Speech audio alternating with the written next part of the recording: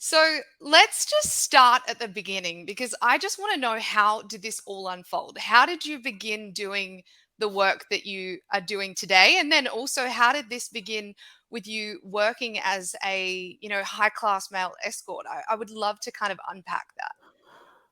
Well, let's do it in chronological order then, because that makes sense. So I started doing the escorting thing, oddly enough, because I was actually in the swingers scene before that as a single guy.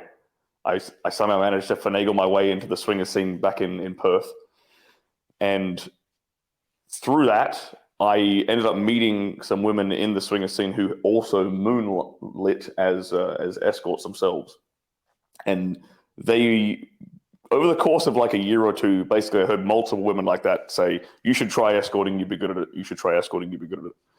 And then eventually I was like, you know what? Why not? Let's just give this a crack and have a laugh and see how it goes.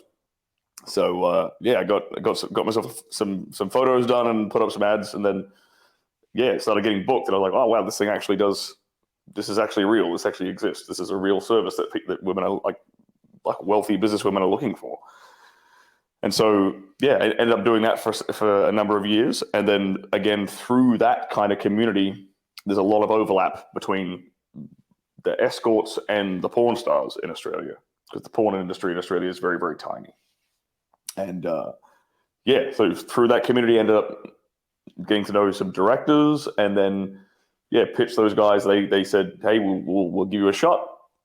I did a good enough job for them to hire me again and again, and then I kind of leveraged that experience and went out to England, shot in England, and ended up getting shot for some of the biggest companies on the planet like Brazzers. And then they flew me out to Europe, shot in Europe for a bit, and then eventually I made my way to America. And yeah, I'd been in America for the last 5 years now, basically shooting for the majority of that. And the thing that kind of allowed me to do the job in the first place was that I basically, like, I have a background in chemistry. That's my degree is officially in chemistry. And so I was always hunting around and looking for little biohacks, little like any supplementation I could learn about that would help, with my performance downstairs. Anything I could get my hands on, any bit of information or insights from, like, I'd watch interview after interview from like old school male porn stars and like try to glean some little bit of information about how they prepped for a scene, what their daily routine was like, their exercise schedule, their diet, anything I could get my hands on, I would be just consuming that information. And I basically just made a never-ending like document with all the little tips and tricks and biohacks I accumulated across the years. And then eventually what happened was, so I had that and I was using that to do the job every day. And then eventually in 2020, lockdowns happened in Los Angeles and the industry had to shut down for a number of months. And I sort of had this document, and I thought, you know what, this would be useful to people. I'll just turn this into a book, or I'll turn this into like a guide for men.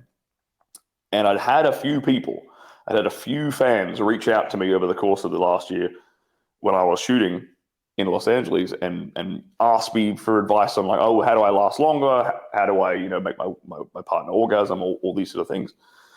I started answering here and there. So it was like, okay, well, there's obviously a demand for this in some way.